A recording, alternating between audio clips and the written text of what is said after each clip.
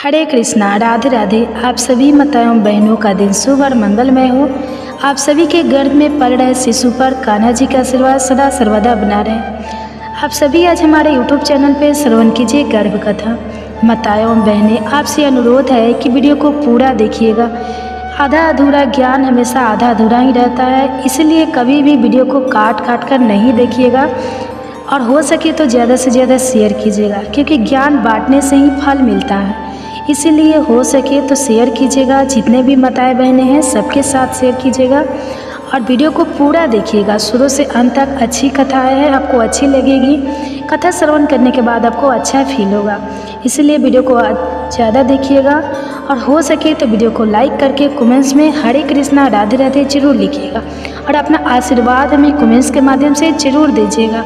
आप सभी का बहुत बहुत धन्यवाद जो आप सबने मुझे इतना प्यार देते हैं, मेरे वीडियो को इतना प्यार देते हैं और इतनी गहरी से समझते हैं और कथा की रसपान करते हैं। तो चलिए एक बहुत ही प्रेरणादायक कहानी आज सुना रही हूँ। गर्भ में मिला ज्ञान अभिमन्यु की एक सच्ची कहानी। आपसे अनुरोध है, हाथ जोड़कर विनती है कि वीडियो को पूरा देखिए शुरू से लेकर अंत तक। अच्छी कहानियाँ हैं, अच्छी लगेगी आपको। गर्भ में पल रहा शिशु भी आनंद लेगा।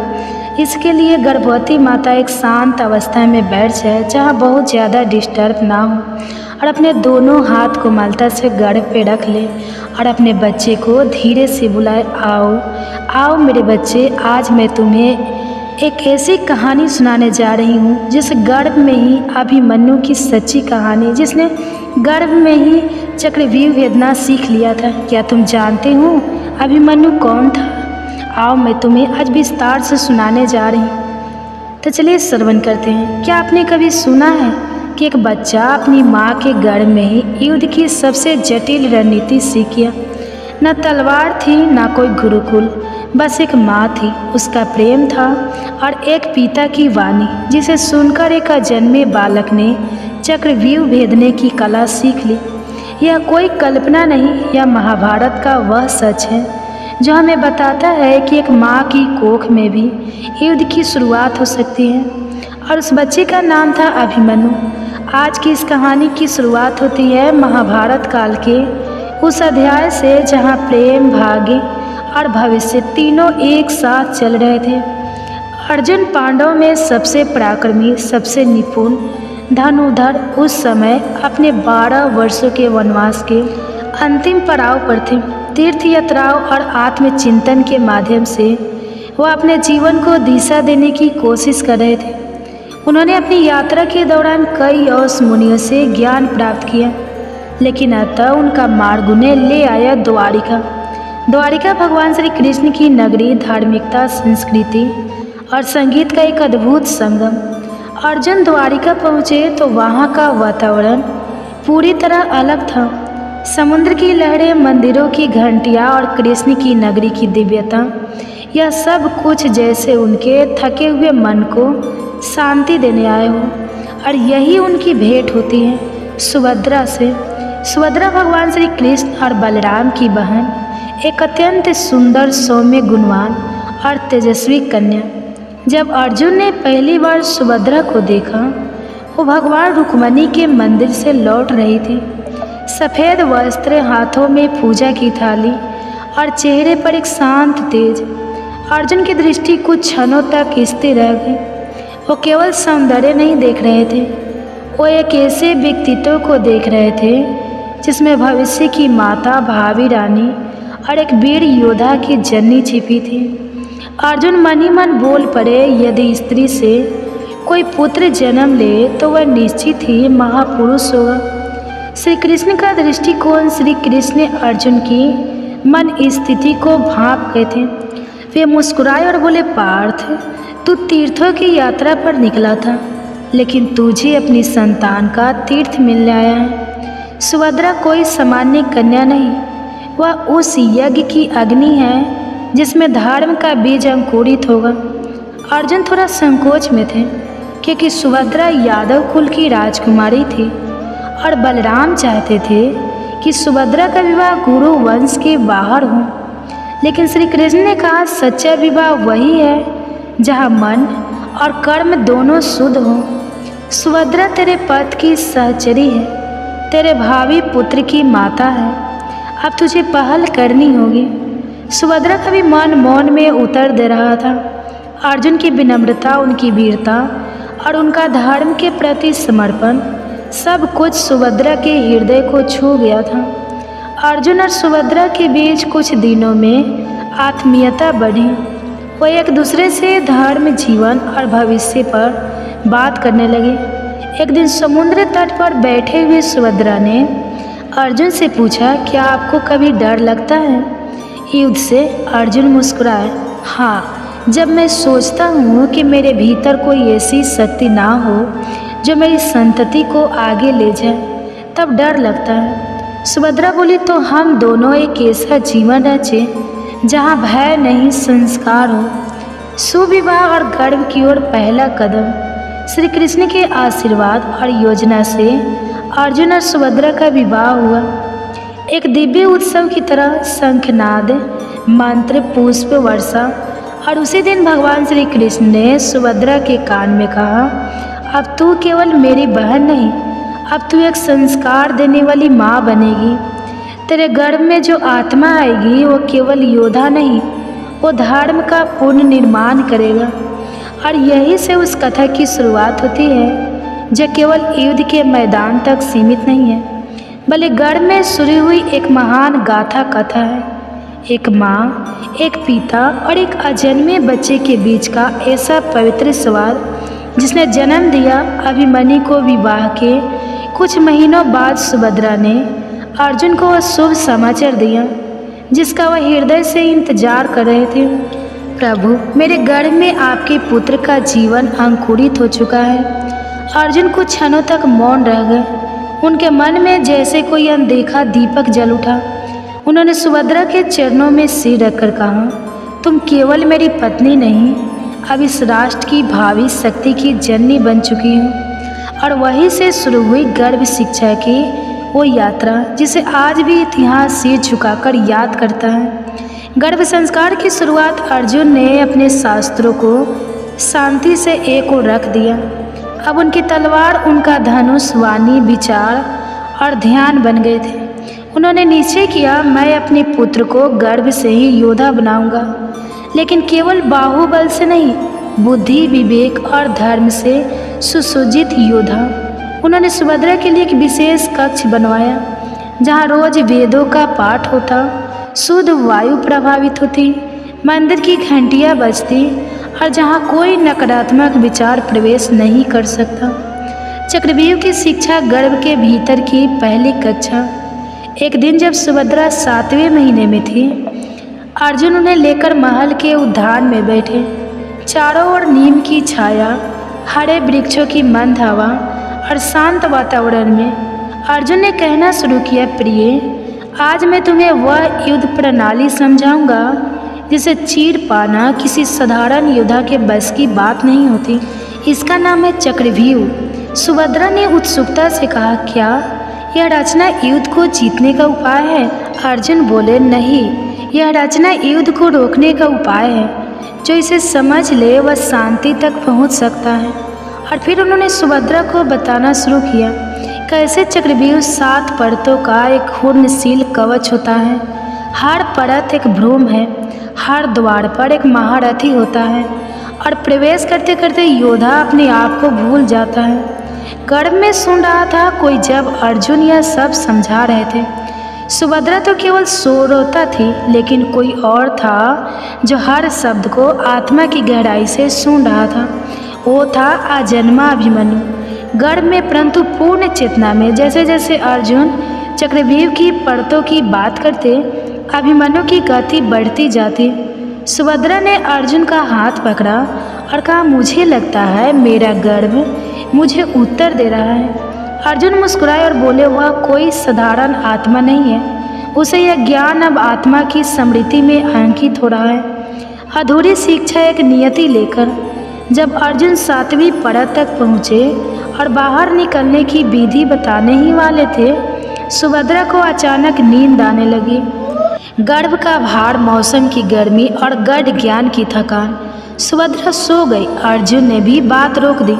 पर शायद नियति को यही मंजूर था। अभिमन्यु ने चक्रव्यूह में प्रवेश करना सीख लिया था, पर निकलने का मार्ग अधूरा रह गया। पर श्री कृष्ण की दृष्टि में यह भी पूर्ण था। शाम को श्री कृष्ण महल आए। उन्होंने सुभद्रा के सोते हुए चेहरे को देखा, फिर अभिमन्यु के गर्भ की ओर दृष्टि की, मुस्कुराकर बोले, बालक ने जितना सुन लिया वही योगों के लिए पर्याप्त है, क्योंकि इसमें केवल अर्जुन की वाणी नहीं थी, इसमें माँ की उपस्थिति, प्रेम और शक्ति भी समाहित थी। उन्होंने सुभद्रा के सिर पर हाथ रखा और कहा, यह बालक तुम्हारे गर्भ से नहीं, तुम्हारी श्रद्धा से जन्म लेगा और यहीं से बन गया वह आधार जिस पर जन्मा इतिहास का सबसे तेजस्वी योद्धा अभिमन्यु। तो दोस्तों, आज आपने सुना कि कैसे अर्जुन ने गर्भवती सुभद्रा को चक्रव्यूह की जटिल रचना समझाई और कैसे माँ के गर्भ में पल रहा बालक अभिमन्यु हर शब्द को आत्मा में उतारता चला गया, लेकिन वो ज्ञान अधूरा रह गया। कहते हैं जन्म तो हर कोई लेता है, लेकिन कुछ जन्म इतिहास की दिशा मोड़ने आते हैं। आज हम बात कर रहे हैं अभिमन्यु की, जिसने गर्भ में ज्ञान पाया और जन्म लेकर उसे धर्म की रक्षा के लिए शस्त्र बन लिया। अभिमन्यु का जन्म एक दिव्यता की अनुभूति पौष माह की एक शांत चंद्र प्रकाश से भरी रात थी। महल के आंगन में तुलसी के पौधे के पास दीपक टिमटिमा रहा था। सभी वेद पाठी ब्राह्मण वैदिक मंत्रों का जाप कर रहे थे। उसी समय सुभद्रा ने एक दिव्य बालक को जन्म दिया। बालक का रंग स्वर्ण सा दमकता हुआ था, नेत्र गहरे शांत पर तेजस्वी, चेहरे पर वैसा तेज जैसा देवताओं में होता है। उसका नाम रखा गया अभिमन्यु। अर्जुन ने जब उसे पहली बार गोद में लिया तो उन्होंने आंखें बंद कर एक ही बात कही, यह केवल मेरा पुत्र नहीं, यह धर्म का सिपाही है। बचपन के लक्षण जब खेल भी शिक्षा थे। अभिमन्यु साधारण शिशु नहीं था। जहाँ अन्य बच्चे खिलौने से खेलते, वहाँ वह लकड़ी की तलवार से योद्धाओं जैसी मुद्राओं का अभ्यास करता। 3 वर्ष की उम्र में धनुष को हाथ में थाम लिया। 4 वर्ष में एक बार में 7 घंटे तक ध्यान स्थल बैठना। 5 वर्ष में उसने एक बार बाल कृष्ण की मूर्ति को देखकर कहा, माँ, यह वही है जिन्होंने गर्भ में मुझसे बात की थी। सुभद्रा सतबद्ध रह गई। उन्हें समझ आ गया अभिमन्यु को केवल जन्म नहीं मिला है, उसे समृद्धि भी मिली है। गर्भ में सुनी गई हर बात अब उसके व्यवहार, भाव और विचार में उतर चुकी थी। शिक्षा का प्रारंभ गुरु कृपाचार्य और गुरुनु दौरे। अर्जुन ने तय किया कि अभिमन्यु को महर्षि कृपाचार्य से शिक्षा दिलाई जाएगी। कृपाचार्य ने जैसे ही अभिमन्यु को देखा बोले, यह बालक तो प्रकृति से ही योद्धा है, इसके अंदर कोई तप्त अग्नि है जो सीखने के लिए तैयार है। कृपाचार्य ने उसे ध्वनि की दिशा से शत्रु को पहचानना, घोड़े की चाल समझना और सामरिक ध्यान सिखाना शुरू किया। 10 वर्ष की उम्र में वह गुरु द्रोणाचार्य के आश्रम पहुंचा, जहां भीष्म, कर्ण और द्रोण स्वयं उसकी प्रतिभा देखकर चकित हो गए। द्रोण ने कहा, यदि अर्जुन की छाया को देखना हो तो अभिमन्यु को देखो, लेकिन ध्यान रहे यह केवल छाया नहीं, यह अपने आप में प्रकाश है। कर्ण से पहली मुलाकात और अद्भुत संवाद। एक दिन अभिमन्यु की भेंट कर्ण से हुई। कर्ण ने मुस्कुराकर कहा, तुम अर्जुन पुत्र हो, क्या तुम में वैसा ही पराक्रम है? अभिमन्यु शांत भाव से बोला, मेरे पास गर्भ की शिक्षा है और उसमें डर सिखाया ही नहीं गया। सभी विस्मित रह गए। शब्दों में ना अहंकार था ना व्यंग, बस एक गर्भ में बोई गई आत्मा की स्पष्टता थी। कृष्ण का आशीर्वाद। श्री कृष्ण ने जब अभिमन्यु को पहली बार ध्यान करते देखा तो बोले, इस बालक को अब मेरी जरूरत नहीं है, यह स्वयं स्वर बन चुका है। श्री कृष्ण ने एक दिन सुभद्रा से कहा, बहन, तूने जो गर्भ में सुना, जो बोला, उसी से इस बालक की आत्मा बनी है।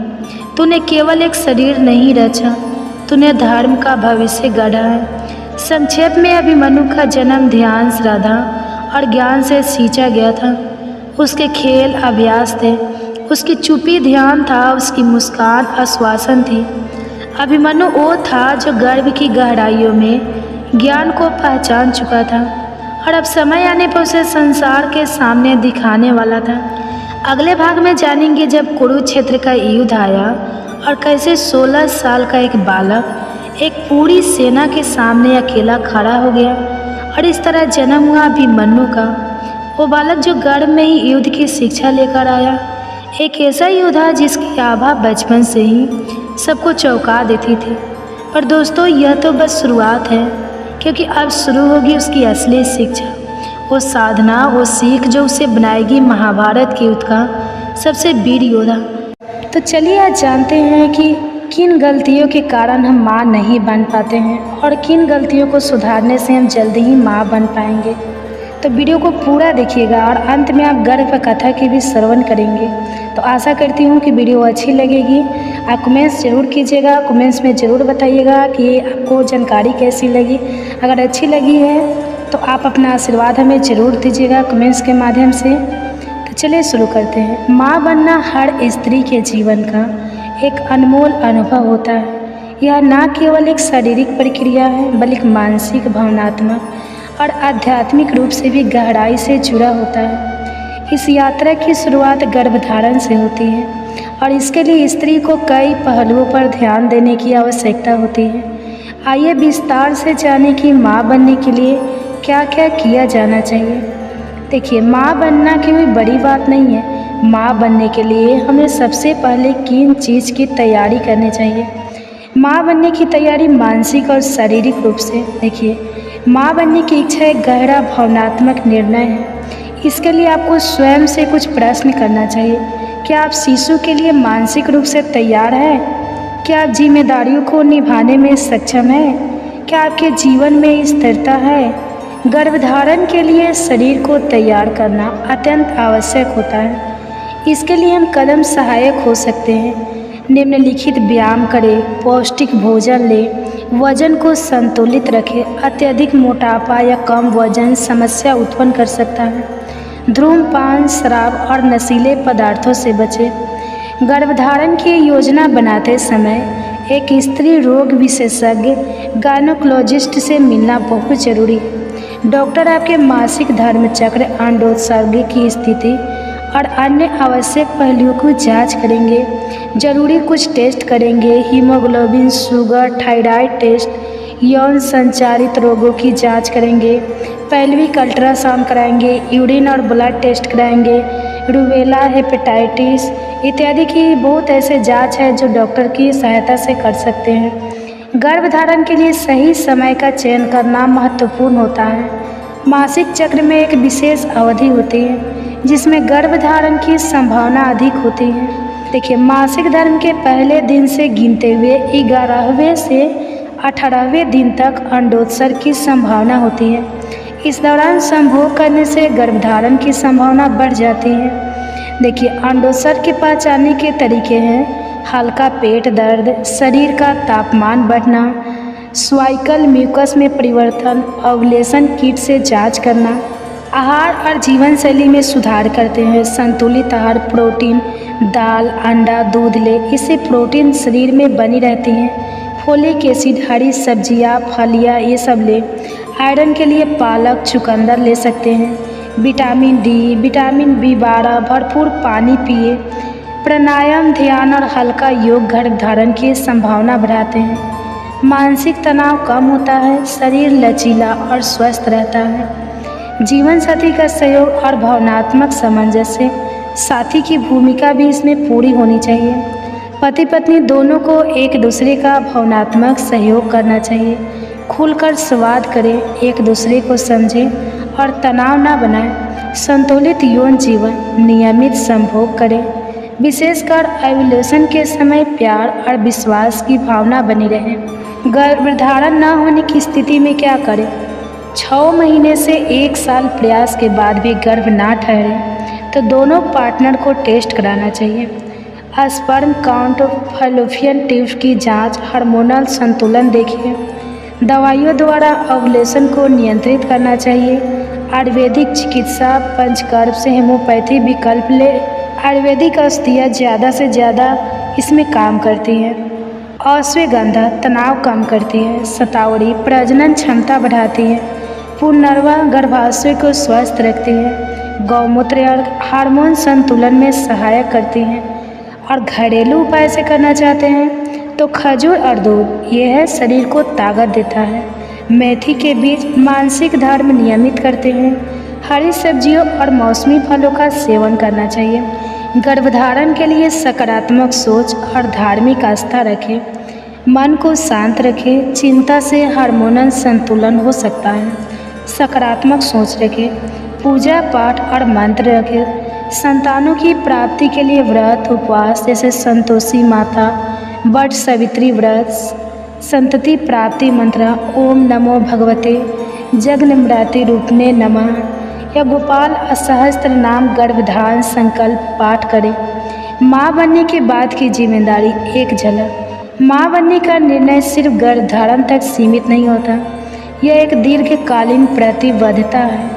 संतान का पालन पोषण करना, मानसिक और शारीरिक विकास की जिम्मेदारी, नैतिक मूल्य की शिक्षा देना। माँ बनना एक सुंदर और चुनौतीपूर्ण यात्रा है जिससे शारीरिक तैयारी, मानसिक स्थिरता, उचित चिकित्सा सलाह और भावनात्मक समर्थन की आवश्यकता होती है।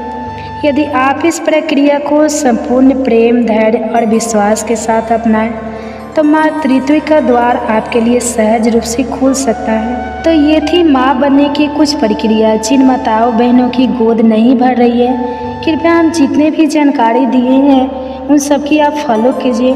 हो सके तो भगवान आपकी गोद जल्दी ही भर देंगे। हम भगवान से प्रार्थना करते हैं कि आपकी गोद जल्दी से जल्दी भर जाए। आप अपना आशीर्वाद हम अपने कमेंट्स के माध्यम से हमें ज़रूर दीजिएगा।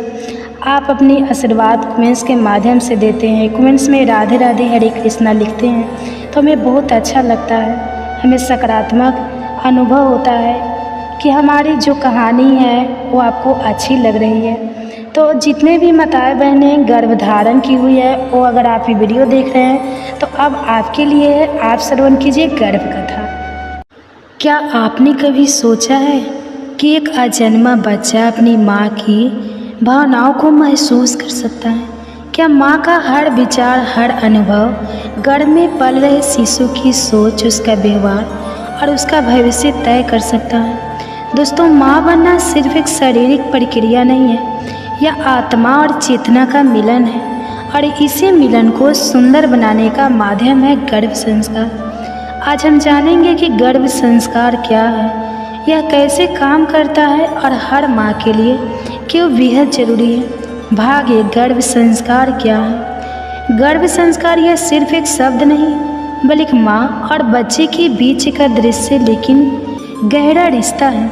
गर्भ यानी वह पवित्र स्थान जहाँ एक नया जीवन आकार ले रहा होता है और संस्कार यानी जीवन के प्रति दृष्टिकोण, मूल्य, सोच और व्यवहार की नींव। गर्भ संस्कार का अर्थ है जब एक माँ अपने गर्भ में पल रहे बच्चे को सकारात्मक सोच, भावनात्मक ऊर्जा, संस्कार और आध्यात्मिक जुड़ाव से पोषित करती है तो वह प्रक्रिया गर्भ संस्कार कहलाती है। यह संस्कार सिर्फ शब्दों में नहीं होते, वे होते हैं माँ की भावनाओं में, सोच में, बोलचाल में और जीवन शैली में। जैसे एक कुम्हार कच्ची मिट्टी को आकार देता है, वैसे ही माँ अपने विचारों से, प्रेम से और ऊर्जा से अपने बच्चे को एक सुंदर व्यक्तित्व देती है। भाग 2, गर्भ। इसकी शुरुआत कब और कैसे होती है? संस्कार की शुरुआत कब और कैसे होती है?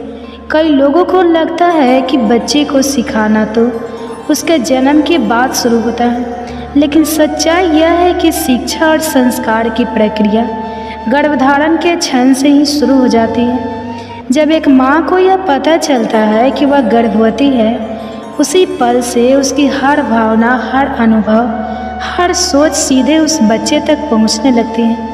विज्ञान कहता है कि गर्भ में पल रहा शिशु 24वें हफ्ते के बाद माँ की आवाज़ को पहचानने लगता है, लेकिन भारतीय संस्कृति यह मानती है कि शिशु गर्भधारण के पहले दिन से ही ऊर्जा को महसूस करता है। इसलिए गर्भ संस्कार की शुरुआत उसी दिन से होती है जब माँ और पिता दोनों मिलकर अपने भीतर जीवन के बीज को स्वीकारते हैं। शुरुआत कैसे करें? अपनी दिनचर्या को धीरे धीरे शांत और स्थिर बनाइए। विचारों को सकारात्मक दिशा दीजिए। खुद से और अपने शिशु से बात करना शुरू कीजिए। अपने आहार, व्यवहार और मनोभाव पर ध्यान दीजिए। गर्भ संस्कार की शुरुआत कोई बड़ा आयोजन नहीं है, यह माँ के दिल की एक छोटी सी लेकिन सच्ची शुरुआत है।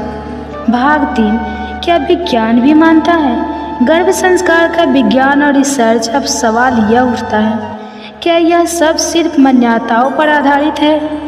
नहीं दोस्तों, आज आधुनिक विज्ञान भी मानता है कि गर्भस्थ शिशु सिर्फ शरीर नहीं बल्कि एक सजग चेतना है। एक भ्रूण मनोविज्ञान फीटल साइकोलॉजी विज्ञान के अनुसार गर्भस्थ शिशु चौथे महीने से ध्वनियों को महसूस करने लगता है। 5वें महीने तक वह माँ की आवाज़ को पहचानने लगता है। 6ठे महीने से वह रिएक्ट करने लगता है, यानी अगर माँ गुस्से में हो या तनाव में हो तो बच्चा भी असहज हो सकता है। अध्ययनों में पाया गया है कि अगर माँ रोज़ एक ही लोरी या मंत्र सुनती है तो बच्चा जन्म के बाद भी उस ध्वनि से शांति महसूस करता है।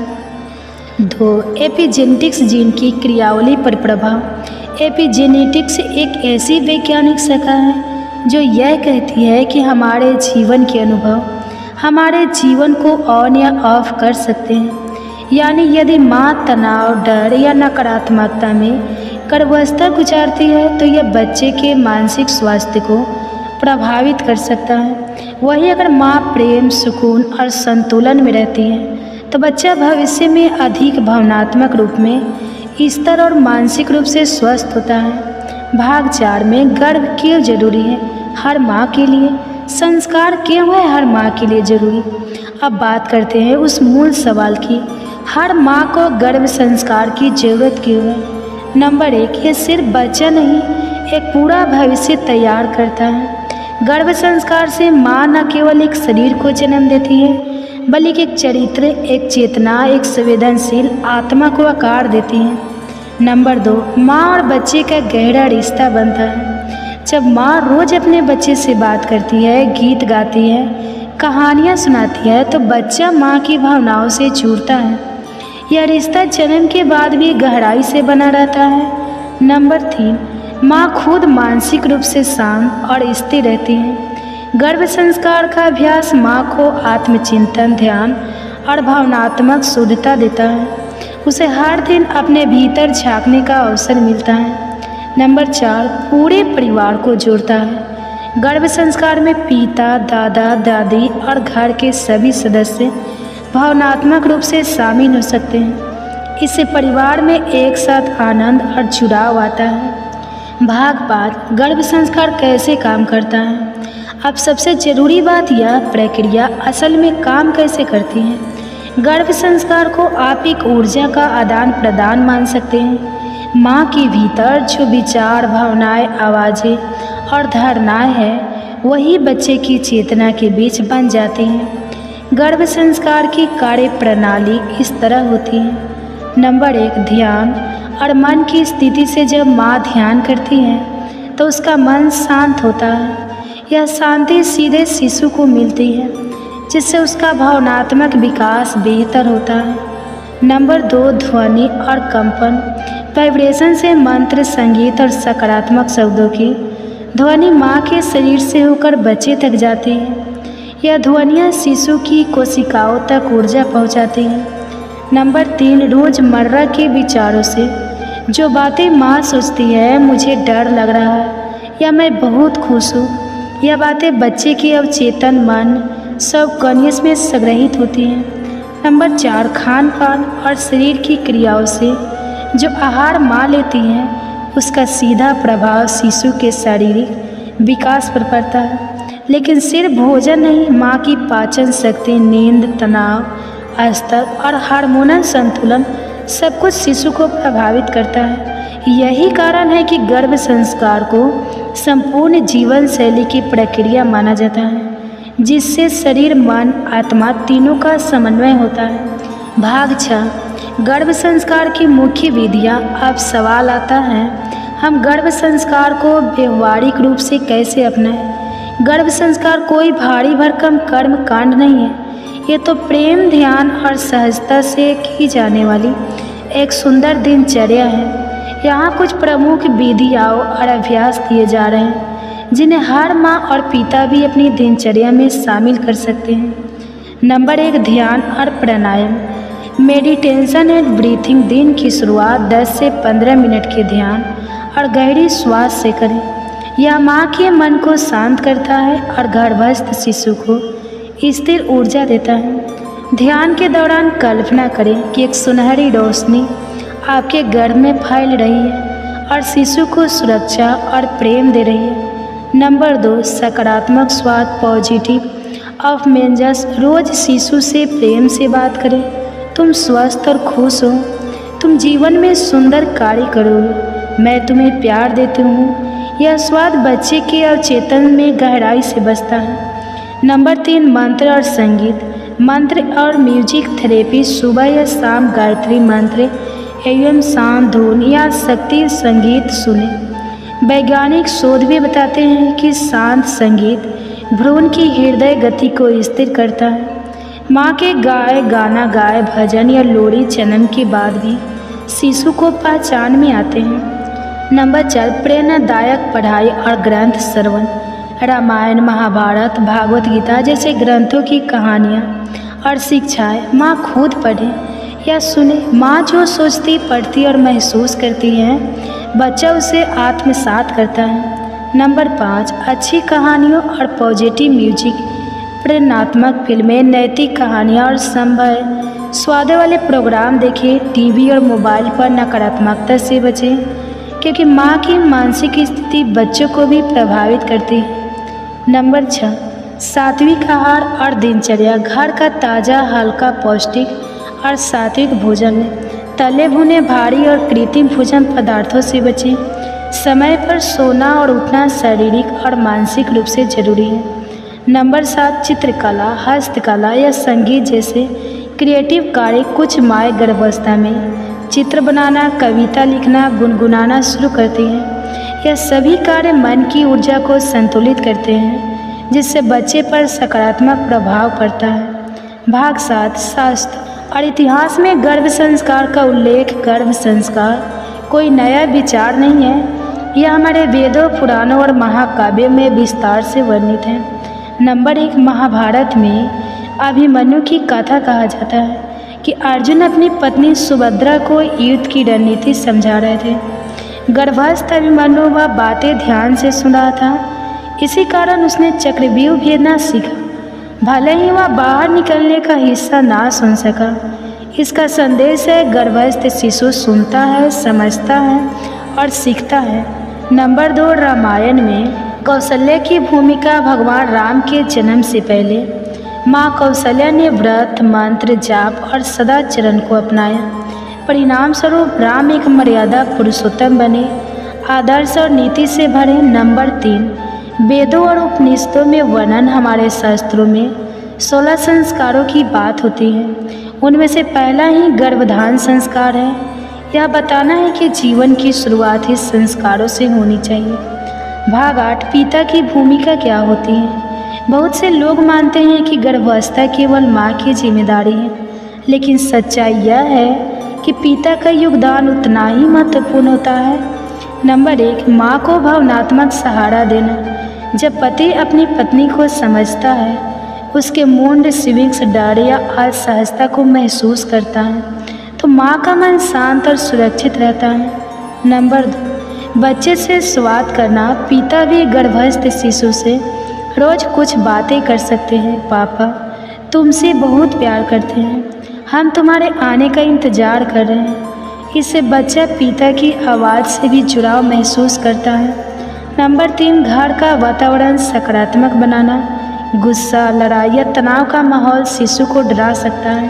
पिता अगर घर में खुशहाली, सहयोग और समझदारी का वातावरण बनाए रखते हैं तो गर्भ संस्कार और भी असरदार होता है। भाग 9, इसे दिनचर्या में कैसे शामिल करें। Positive routine. अब बात करते हैं सबसे ज़रूरी पहलू की, गर्भ संस्कार की रोज़ की ज़िंदगी में शामिल कैसे करें। इसका उत्तर बहुत सरल है, ध्यान से, प्रेम से और धीरे धीरे। यहाँ एक सिंपल लेकिन असरदार डेली रूटीन है जिसे हर माँ और परिवार अपनाकर गर्भ संस्कार को सफल बना सकते हैं। सुबह की शुरुआत सुबह उठते ही साथ संगीत या मंत्र सुने, जैसे गायत्री मंत्र, ओम या हल्की बांसुरी। 10 से 15 मिनट ध्यान करें। गहरी सांस लेते हुए अपने गर्भस्थ शिशु को प्रेम की रोशनी से घेरें। मैं खुश हूँ, मेरा बच्चा भी खुश है, जैसे पॉजिटिव वाक्य दोहराएं। दोपहर भोजन के बाद कोई अच्छी किताब पढ़ें, जैसे धार्मिक कथा, प्रेरणादायक जीवनचर्या या माता सीता गर्गी जैसी शक्तिशाली स्त्रियों की कहानियाँ। एक बार जरूर अपने बच्चे से बात करें, बेटा आज की कहानी तुम्हारे लिए है। शाम का समय थोड़ा सैर करें, हल्के आसन करें, जैसे वृक्षासन या तारासन। परिवार के साथ कुछ समय हंसी मजाक या बातचीत में बिताएं। दिन भर की कोई अच्छी बात बच्चे से शेयर करें। आज मैंने गुलाब को मुस्कुराते देखा, तुम भी वैसे ही खिलना। रात को सोते समय शांत संगीत या लोरी सुने। हाथ गर्भ पर रखकर 3 से 4 मिनट ध्यान करें। दिल से कहे, मैं तुम्हें प्यार करती हूँ। बेटा आज का दिन सुंदर रहा। बस ये छोटी छोटी बातें मिलकर एक महान गर्भ संस्कार प्रक्रिया बन जाती है। भाग 10, संस्कार से जुड़े आम मिथक और उनकी सच्चाई। मिथक एक गर्भ संस्कार सिर्फ धार्मिक लोगों के लिए होता है। सच्चाई, गर्भ संस्कार एक मानसिक और भावनात्मक प्रक्रिया है, चाहे व्यक्ति किसी भी धर्म का हो या हर माँ के लिए उपयोगी हो। मिथक, 2 बच्चा तो कुछ नहीं समझता, यह सब फालतू है। सच्चाई, विज्ञान ने साबित किया है कि गर्भ में पल रहा शिशु ध्वनियाँ सुन सकता है, माँ की भावनाओं को महसूस कर सकता है और उनसे प्रभावित भी होता है। मिथक, 3 या सब करने के लिए बहुत टाइम चाहिए। सच्चाई, गर्भ संस्कार को आप अपनी मौजूदा दिनचर्या में आसान तरीकों से शामिल कर सकते हैं। सिर्फ 15 से 30 मिनट भी बहुत असरदार होते हैं। मिथक, 4 या सिर्फ महिला की जिम्मेदारी है। सच्चाई, गर्भ संस्कार एक पारिवारिक प्रक्रिया है। इसमें पिता, दादा, दादी, भाई बहन सभी शामिल होकर बच्चे को स्नेह और सुरक्षा का वातावरण दे सकते हैं। भाग 11, गर्भ संस्कार से बच्चे पर क्या प्रभाव होता है। आप जानते हैं आखिर इन सारी बातों का बच्चे पर असर कैसे पड़ता है। गर्भ संस्कार के कारण बच्चे में यह गुण विकसित हो सकते हैं। नंबर 1, बुद्धिमत्ता। बुद्धिमत्ता में वृद्धि। जो बच्चे गर्भ में अच्छे संगीत, कहानियों और पॉजिटिव वाइब से पोषित होते हैं, उनका तार्किक और भावनात्मक विकास तेज होता है। नंबर 2, आत्मविश्वास और स्थिरता। ऐसे बच्चे अपने विचारों को खोलकर रख पाते हैं, जीवन में आने वाली चुनौतियों से संतुलन के साथ निपटना जानते हैं। नंबर 3, नैतिकता और करुणा। गर्भ में सुनी गई अच्छी कहानियाँ, मंत्र और माँ की सकारात्मक सोच बच्चों को दयालु, संस्कारी और जिम्मेदार बनाती हैं। नंबर 4, मानसिक और भावनात्मक संतुलन। गर्भ संस्कार से बच्चे में कम गुस्सा, कम डर और ज़्यादा सहनशीलता विकसित होती है। नंबर 5, स्वास्थ्य और रोग प्रतिरोधक क्षमता। शांत और स्वस्थ वातावरण में पल रहे बच्चों का इम्यून सिस्टम मजबूत होता है। भाग 12, समापन एक माँ के विचारों से बदल सकता है। एक जीवन। आज आपने जाना कि गर्भ संस्कार क्या है, यह कैसे काम करता है और क्यों हर माँ के लिए इतना जरूरी है। गर्भ संस्कार कोई किताब का अध्याय नहीं, बल्कि हर उस माँ की कहानी है जो अपने बच्चे को सिर्फ जन्म ही नहीं देना चाहती, बल्कि उसे एक बेहतर इंसान भी बनाना चाहती है। जब एक माँ खुद पर काम करती है, अपने विचारों पर, भावनाओं पर, अपने जीवन पर, तो उसका असर सिर्फ उस बच्चे पर नहीं, बल्कि पूरे समाज पर पड़ता है। एक माँ जब ध्यान करती है, मंत्र सुनती है, प्यार से बोलती है, तो उसके गर्भ में पल रहा शिशु हर उस ऊर्जा को अपने अंदर समाहित कर लेता है। वो जो संस्कार बनते हैं, आज व कल एक सभी समझदार और संवेदनशील समाज बनाएंगे। तो गर्भ संस्कार अपनाइए। सिर्फ एक स्वस्थ बच्चा नहीं, बल्कि एक प्रकाशमान भविष्य को जन्म दीजिए। यदि ये वीडियो आपको उपयोगी, भावुक और प्रेरणादायक लगी हो तो इसे लाइक कीजिए, ताकि हम जान सकें कि ऐसी और कहानियाँ आपको पसंद हैं। इसे उन माताएं, बहनों और परिवारों तक पहुँचाइए जिनके लिए यह जानकारी एक जीवन बदलने वाला अनुभव हो सकता है। कमेंट्स में हमें बताइए, क्या आपने कभी गर्भ संस्कार को महसूस किया है? क्या आप भी इस यात्रा को अपनाना चाहेंगी? अगर आप इस विषय पर और वीडियो देखना चाहते हैं तो चैनल को अभी सब्सक्राइब करें और हाँ, हमारी गर्भ संस्कार सीरीज के अन्य भाग भी जरूर देखें, जिनमें सच्ची कहानियाँ हैं, हर माँ की आवाज़, हर माँ का अनुभव है। पे गर्भ कथा। आप सभी माताओं एवं बहनें आज हमारे यूट्यूब चैनल पे श्रवण करेंगे कृष्ण के जन्म के समय की स्तुति। तो माताओं एवं बहनें, आपसे अनुरोध है कि वीडियो को लाइक कीजिएगा और चैनल पे नए हैं तो चैनल को सब्सक्राइब करके बेल आइकन को ऑन कर लीजिएगा, ताकि ऐसे ही वीडियो के नोटिफिकेशन आप सभी के पास सबसे पहले पहुँचे।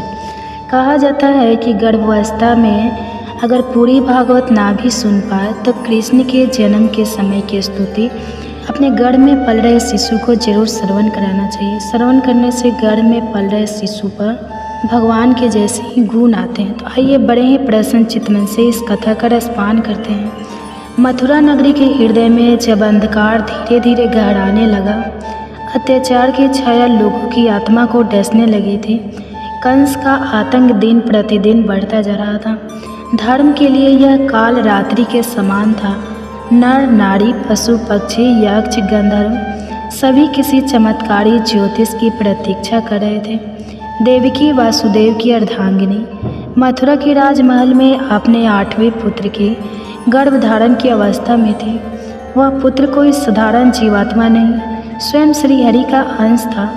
देवकी का गर्भधारण करना मानव सृष्टि के मध्य अंधकार में एक दीपक के जलने के समान था। जब नारद मुनि को यह ज्ञात हुआ कि नारायण स्वयं इस धरा पर अवतरित होने वाले हैं, वे अत्यंत प्रसन्न हुए।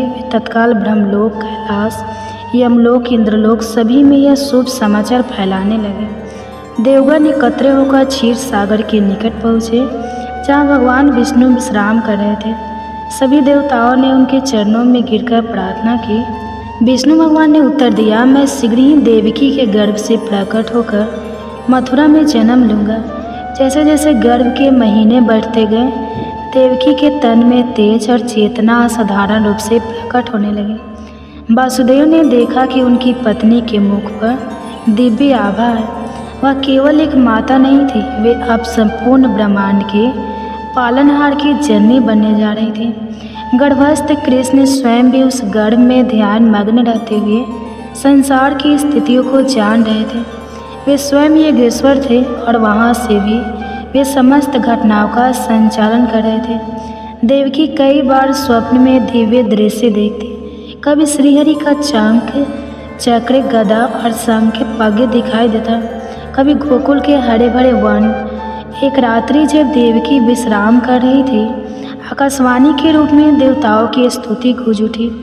जय देव जनार्दन, योगेश्वर, जगत धारा, जगत के पालक, योग माया के स्वामी, तुम ही सृष्टि के आदि हो, तुम ही अंत। हे कृष्ण, तुम्हारा गर्भ में रहना भी संपूर्ण त्रिलोकी को पावन कर रहा है। देवकी के गर्भ में तुम दीपक हो, जो अंधकार में ज्ञान की ज्योति जगा रहा है। तो नाम मात्र से पाप विनष्ट होते हैं। गर्भवासी होकर भी तुम त्रिलोक के नाथ हो। हे योगेश्वर, तुम्हारी लीला अमग्य है। अच्युतांत गोविंद नामो स्तुति। श्री कृष्ण जननी गर्भे स्थिति होकर भी तुम समस्त ब्रह्मांड का भार उठाते हो। 8वां मास पूर्ण होते ही मथुरा में भय और कौतूहल दोनों का अवतरण फैल गया। कंस को ज्ञात था कि देवकी का 8वां पुत्र उसकी मृत्यु का कारण बनेगा। उसने कारा पहरा बैठा दिया।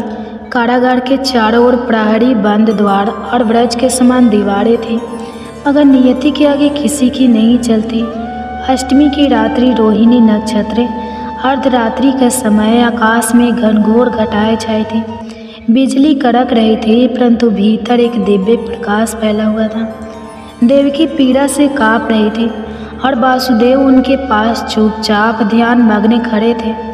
और तभी शांति छा गई, जैसे सृष्टि रुक गई हो। और वह क्षण आया, देवकी के गर्भ से स्वयं भगवान श्री कृष्ण प्रकट हुए। उनका स्वरूप दिव्य था, नवनीत के समान गीरा रंग, गोरा रंग, कमल नयन, सिर पर घुंघराले बालों में मोर मुकुट, गले में बैजंती माला, हाथों में शंख, चक्र, गदा और पग। वासुदेव और देवकी आवक रह गए।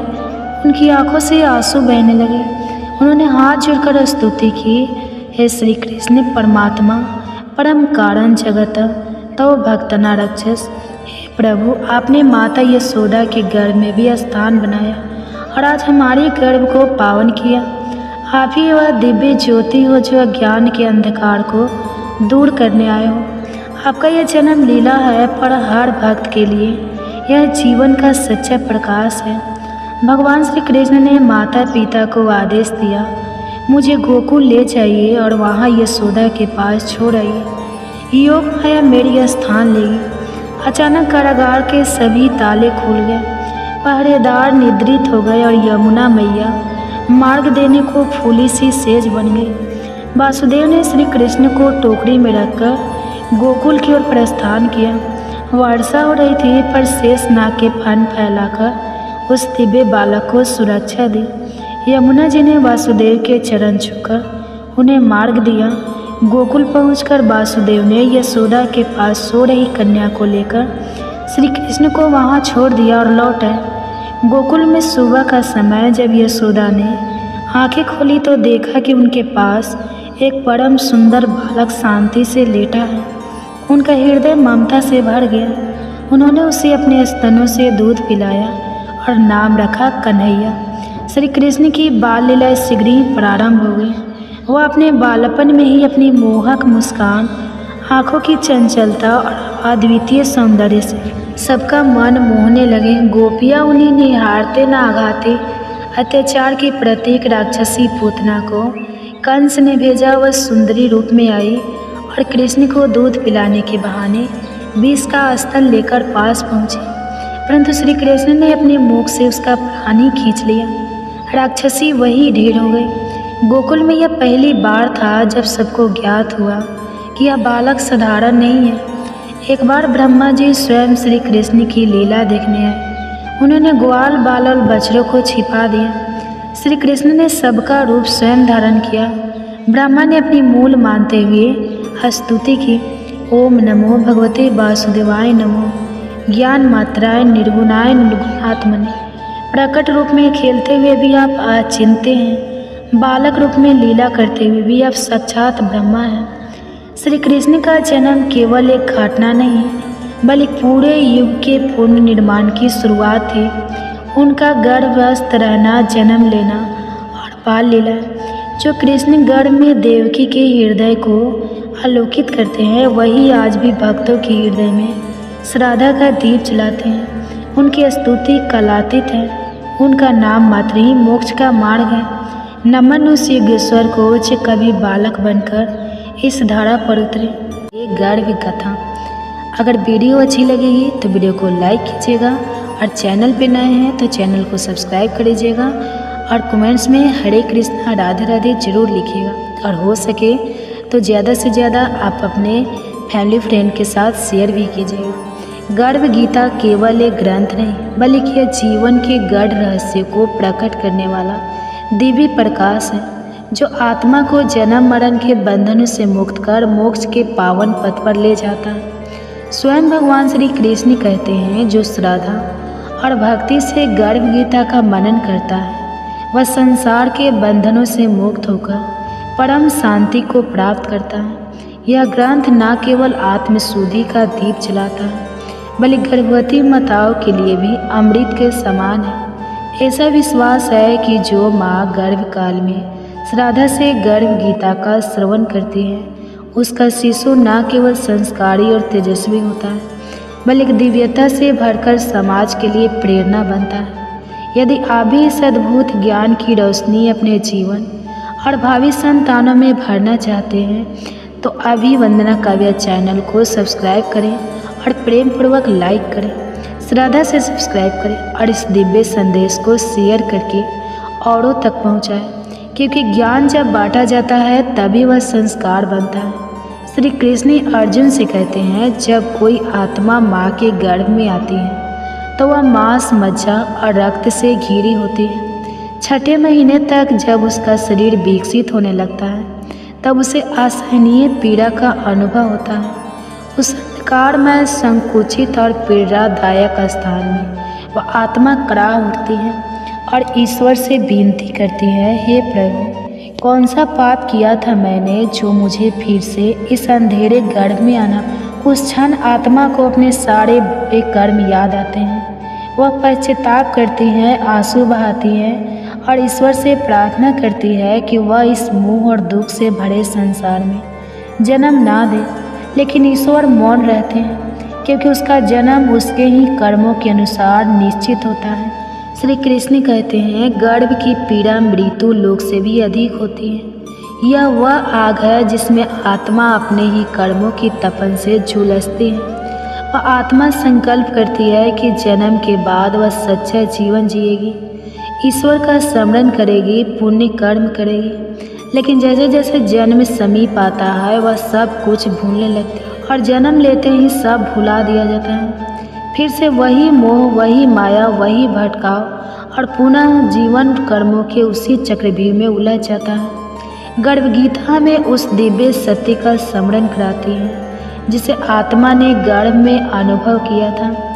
एक बार फिर उस प्रकाश की ओर लौटने के लिए जहाँ से हम आए थे और जहाँ हमें लौटना है। गर्भ गीता केवल एक शास्त्र नहीं बल्कि मानव जीवन का दर्पण है। यह हमें यह समझने में सहायता करता है कि हमारे कर्म ही हमारे भविष्य की नींव है। यह ग्रंथ न केवल हमें आत्मज्ञान की ओर ले जाता है बल्कि हमारे जीवन को सच्चे अर्थों में सार्थक और प्रकाशमय बनाता है। गर्भ संस्कार की भक्ति और प्रभाव हमारे प्राचीन ग्रंथों में बार बार दर्शाए गए हैं। महाभारत में वीर अभिमन्यु इसका अनुपम उदाहरण है। जब अर्जुन सुभद्रा को युद्ध की एक जटिल रचना चक्रव्यूह को भेदने की विधि समझा रहे थे, तब गर्भ स्थित अभिमन्यु ने वह सवाल ध्यान पूर्वक सुना और वही ज्ञान वह दिव्य श्रवण भविष्य में क्षेत्र के रणभूमि में उसकी शक्ति बनकर प्रकट हुई। इसी प्रकार मार्कंडेय पुराण में सती मदालसा का वर्णन आता है। एक ऐसी दिव्य माता जो अपने गर्भस्थ शिशु को ज्ञान, विवेक और वैराग्य के संस्कारों से पोषित करती थी। वे अपनी संतान के गुण, स्वभाव और चरित्र को उसी समय गढ़ देती थी जब वह केवल गर्भ में था। उनकी गोद में जन्म लेने वाला हर शिशु मुनियों जैसा शांत, ज्ञानी और सत्य पाठ का अनुयायी होता। गर्भ गीता और ऐसे दिव्य उदाहरण हमें यह सिखाते हैं कि गर्भ केवल जीवन की शुरुआत नहीं बल्कि आत्मा के संस्कारों का बीजारोपण है। यदि हम इस पावन ज्ञान को अपनाएं तो आने वाली पीढ़ियां न केवल संस्कारी होगी बल्कि समाज और संसार के लिए एक दिव्य प्रकाश बनेगी। विष्णु पुराण में प्रहलाद का उल्लेख आता है जो राक्षस कुल में जन्मे, लेकिन उनकी माता गर्भावस्था के दौरान देवर्षि नारद के आश्रम में रही और विष्णु भक्ति का श्रवण किया। परिणाम स्वरूप प्रहलाद जन्म से ही विष्णु के परम भक्त बन गए और अधर्म के विरुद्ध खड़े हुए। गर्भ गीता के प्रारंभ में अर्जुन भगवान से यही प्रश्न करते हैं कि आत्मा का बार बार जन्म क्यों होता है, इस जीवन में उसके कर्तव्य क्या है, किन पाप कर्मों के कारण वह अनेक दुख भोगता है और किन पुण्य कर्मों से वह जीवन में सुख प्राप्त करता है, अथवा कौन सा मार्ग है जिससे वह मोक्ष को प्राप्त करता है। अर्थात वह आत्मा का भगवान में लीन होकर जन्म मरण के बंधनों से मुक्त होती है। लेकिन जिन्हें मुक्ति नहीं मिलती उन्हें विभिन्न योनियों में जन्म लेकर अपने पूर्व जन्मों के अच्छे बुरे कर्मों का फल भोगना पड़ता है। भगवान श्री कृष्ण मंद मुस्कान के साथ कहते हैं, हे अर्जुन, सच्चा भक्त वह नहीं जो केवल शब्दों में मेरा नाम लेता है, बल्कि वह है जो अपने हृदय में संपन्न की ज्योति प्रज्वलित करता है, जो अपने कर्मों को मेरी भक्ति में अर्पित करता है, जो मोह और अहंकार से मुक्त होकर प्रेम और सेवा के मार्ग पर चलता है। वही मेरा सच्चा भक्त है, जो मुझे केवल मंदिरों में नहीं बल्कि प्रत्येक जीव में देखता है, जो किसी को अपने से ना ऊंचा मानता है ना नीचा, जो निंदा और प्रशंसा से परे रहता है। वही वास्तव में मेरे चरणों का अधिकारी है। श्री कृष्ण की इन वाणी से अर्जुन के हृदय में भक्ति की लहरें उमड़ पड़ी। उसने श्रद्धा से सिर नवाया और निवेदन किया, हे माधव, फिर यह संसार अज्ञान में क्यों भटकता है, क्यों यह मोह माया में उलझता, इतना दुख सहता है। श्री कृष्ण बोले, हे पार्थ, यह संसार मोह का जाल है मनुष्य अपने ही कर्मों में उलझकर जन्म और मरण के चक्र में फंस जाता है। जिसे वह सुख मानता है वही अंतर दुख का कारण बनता है। जिस दिन यह समझ जाएगा कि ना कुछ उसका था और ना कुछ उसका रहेगा, बस वही क्षण उसके मोक्ष की ओर पहला कदम होगा। श्री कृष्ण के इन वचनों ने अर्जुन के अंतःकरण को शुद्ध कर दिया। वह समझ गया कि संसार में सच्ची शांति केवल ईश्वर की शरण में जाकर अहंकार और माया का त्याग करने से ही संभव है। यह सुनकर अर्जुन गहन चिंतन में डूब गया। उसे भली भांति ज्ञात हो गया कि मनुष्य का भाग केवल उसके ही कर्मों की परिणति है। वह आगे बोला, हे केशव, यदि कर्म ही सब कुछ तय करते हैं तो क्या मनुष्य अपने कर्म बदलकर अपना भाग्य भी बदल सकता है? श्री कृष्ण ने स्नेहपूर्वक उत्तर दिया, हे पार्थ, निस्संदेह मनुष्य अपने सत्कर्मों के द्वारा अपने मनुष्य भविष्य को रूपांतरित कर सकता है। जैसे कोई अंधकार से प्रकाश की ओर बढ़ता है, वैसे ही कोई अपने दुष्कर्मों को त्याग कर पुण्य के पथ पर अग्रसर हो सकता है। जो अपने कर्म सुधार लेता है वही अपने जीवन में सुख और शांति प्राप्त करता है। अर्जुन की जिज्ञासा और भी प्रबल हो उठी। उन्होंने निवेदन किया, हे प्रभु, वह कौन सा कर्म है जो मनुष्य को सबसे उच्च स्थिति तक पहुंचा देता है, और वह कौन सा पाप है जिसके कारण उसे नरक की यातनाएं सहनी पड़ती हैं? श्री कृष्ण बोले, हे धनंजय, जो व्यक्ति परोपकार करता है, दूसरे के दुख हरता है, अपनी संपत्ति का उपयोग जन कल्याण में करता है और कभी असत्य, छल या अन्याय का मार्ग नहीं अपनाता, वह ऊंच लोकों को प्राप्त करता है और अतः मोक्ष को प्राप्त करता है।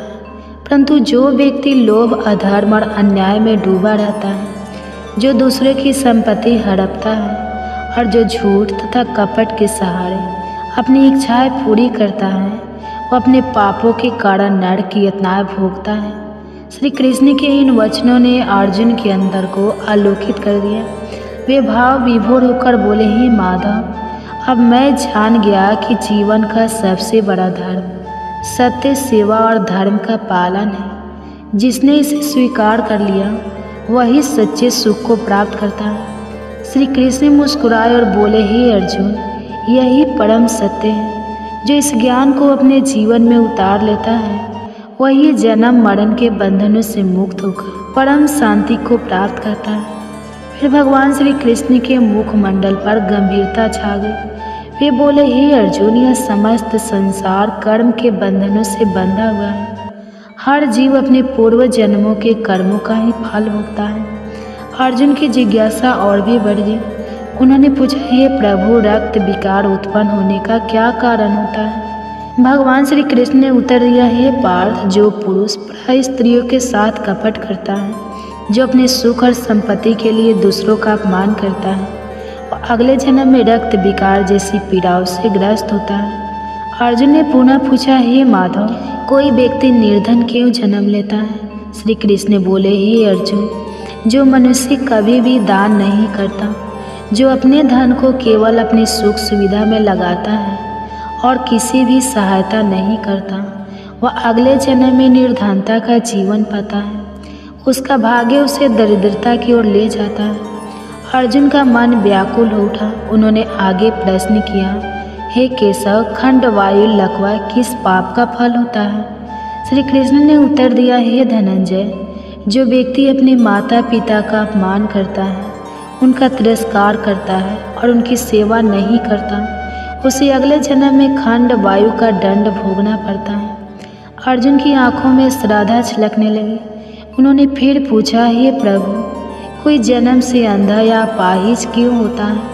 भगवान श्री कृष्ण बोले, हे अर्जुन, जो व्यक्ति जीवन में अन्याय करता है, जो किसी निर्देश के नेत्रों में आंसू लाता है, जो किसी की टांगे तोड़ने या उसे अपाहिज बनाने का अपराध करता है, वह अगले जन्म में स्वयं अंधवंतर या अपांगता का कष्ट झेलता है।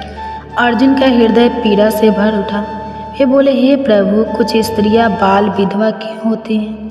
श्री कृष्ण उत्तर देने लगे, हे अर्जुन, जो स्त्रियां अपने पति के साथ छल करती हैं, जो अपने जीवन को झूठ और कपट से चलाती हैं, वे अगले जन्म में बाल विधवा बनती हैं। ऐसे कर्म उन्हें दुख और पीड़ा के पथ पर ले जाते हैं। अर्जुन ने एक लंबी सांस ली और पूछा, हे माधव, यदि कर्म ही सर्वश्रेष्ठ है तो क्या मनुष्य अपने कर्मों को बदलकर अपने भविष्य को भी बदल सकता है?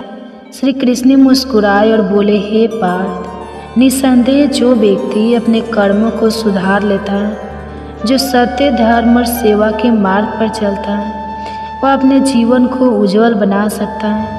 इस संसार में एक ही अपरिवर्तनीय सत्य है, कर्म जो जैसा करता है वैसा ही फल प्राप्त करता है। अर्जुन ने हाथ जोड़ते हुए कहा, हे प्रभु, आपने जो ज्ञान दिया उसने मेरे अंतःकरण को शांति से भर दिया है। अब मैं जान गया हूँ कि जीवन में सबसे बड़ा धर्म सत्य, भक्ति और सेवा है। भगवान श्री कृष्ण मुस्कुराए और बोले, हे अर्जुन, जो इस ज्ञान को अपने जीवन में उतारेगा वह जन्म मरण के बंधन से मुक्त होकर परम शांति को प्राप्त करेगा। फिर श्री कृष्ण ने अर्जुन की ओर करुणा भरी दृष्टि डालते हुए कहा, हे पार्थ, निसंदेह मन अत्यंत चंचल और बलशाली है। यह उन्मत्त हाथी के समान है जो बिना लगाम के विपरीत दिशाओं में दौड़ता रहता है, परंतु हे अर्जुन, इसे संयम और निरंतर अभ्यास से नियंत्रित किया जा सकता है। अर्जुन ने एक लंबी सांस ली और पूछा, हे माधव, यह अभ्यास और संयम कैसे किया जाए? क्या कोई सरल मार्ग है जिससे मन को वश में किया जा सके? श्री कृष्ण ने मधुर मुस्कान के साथ उत्तर दिया, हे धनंजय,